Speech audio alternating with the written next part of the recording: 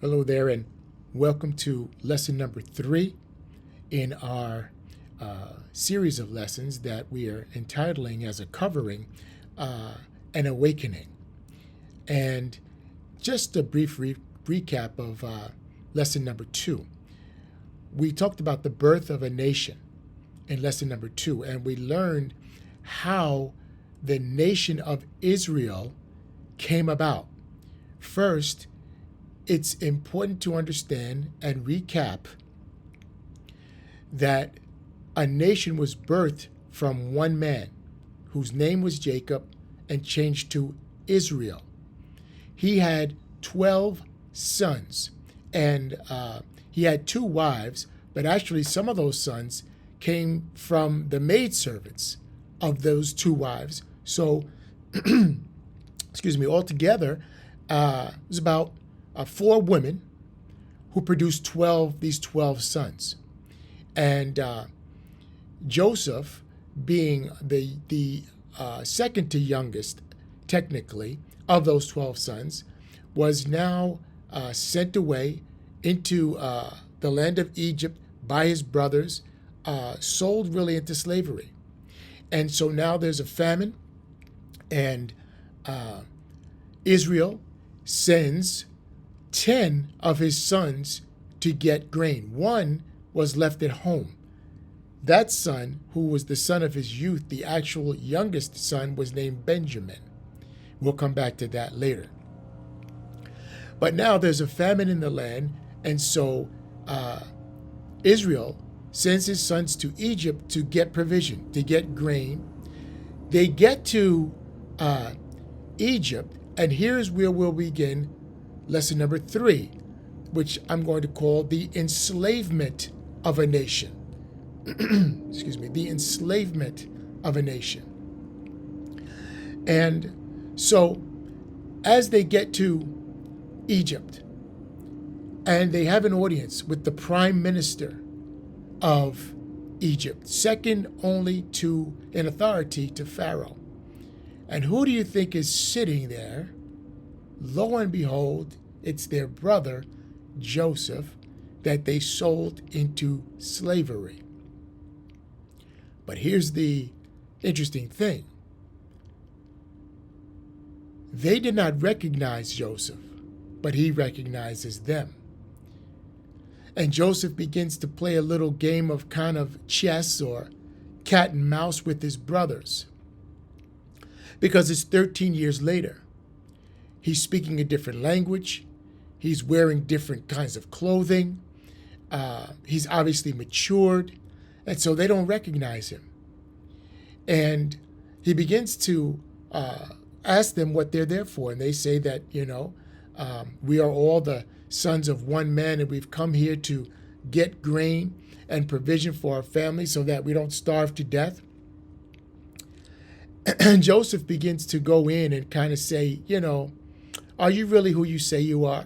I don't believe you. I think you're spies. I think you've come to the land to spy out what we have and try to trick us and get some of our provision and whatnot. I think you're spies. And they begin to plead with him and say, no, we're not spies. And our father's back home. And we really have just come, and we're honest men. We're honest men, and we've come to get these provisions from you. So he says, okay, well, let's do this. I want you to go. You said that your father is still alive, right? Okay.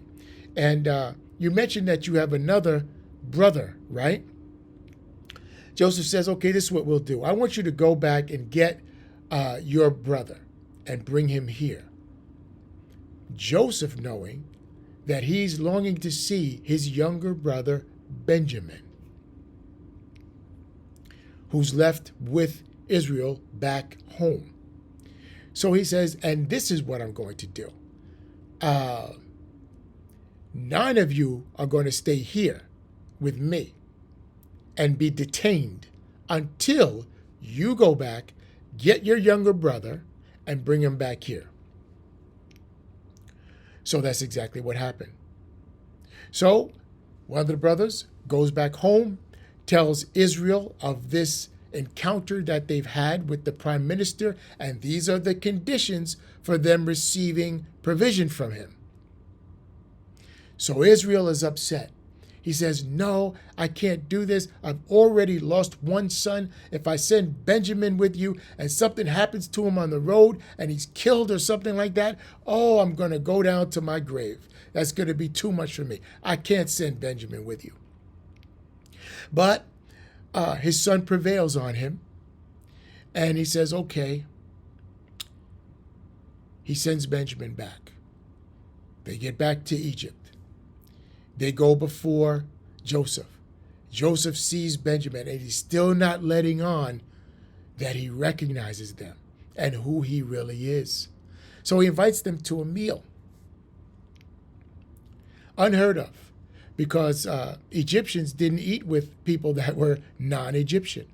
But they sit down to have this meal, and Joseph eventually is overcome with emotion.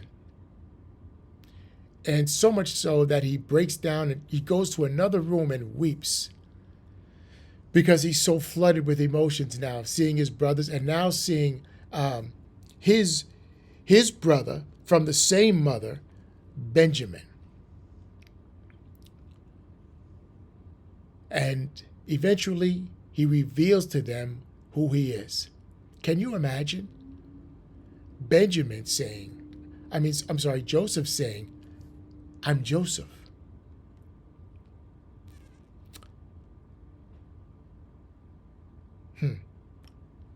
Their faces must have hit the ground, that their jaw just hits the ground. They're stunned. And now they're scared. But Joseph says, don't worry. What you meant for evil, God meant for good. One of the most incredible hearts that we see in the biblical narrative, that of Joseph. Forgives his brothers who at one point left him for dead, but then sold him into slavery. But he recognizes that God was in it, and I'm not holding it against you. In fact, this is what we'll do. I want you now to go get your other family members, get your father and everybody, bring them here, because I'm in charge and I'm going to set you up. I'm going to provide for you. I'm going to give you a place of your own, and all will be well. So that's exactly what happens. They go and get everybody, and the whole clan of Israel migrates to Egypt permanently to settle in Egypt. And the favor of God was upon them. They prospered in Egypt until, and this is where we come to the enslavement of a nation, the nation of Israel, who's now living in Egypt. Everything was fine until Joseph dies. When Joseph died, the Bible says that there arose another Pharaoh who knew not Joseph. So now the favor of previous regimes is over with. They start to look around and say, these people over here are prospering, but they're not really Egyptians. But they're living off of our land. They're prospering in our land, and we've got to do something about this. So that evil, greedy, jealous nature of fallen humanity begins to arise. And now they take away the favor that Israel was experiencing for a long time. They take away the favor. Now they become a subservient class. Second class. Life begins to be harsh and hard. They're not prospering as they once were.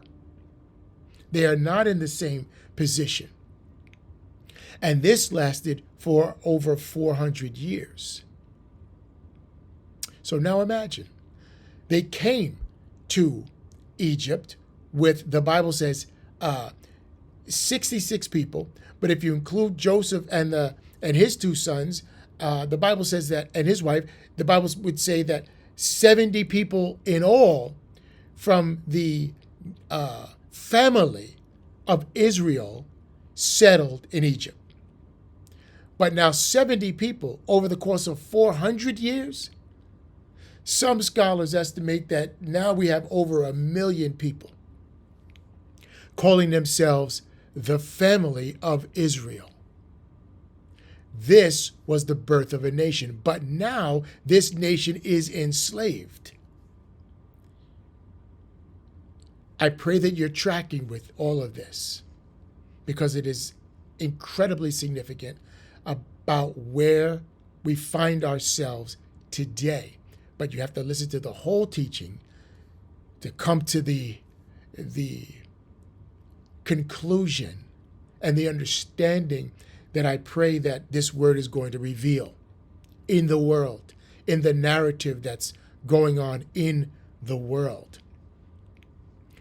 And so now they're in this harsh condition, over 1 million people. And the Bible says that they begin to cry out to God. God hears their cry, and he sends a deliverer. After the course of about 400 years, God hears their cry and sends a deliverer who's going to bring them out of this captivity. That is where we'll hit the pause button and continue with lesson 4 next.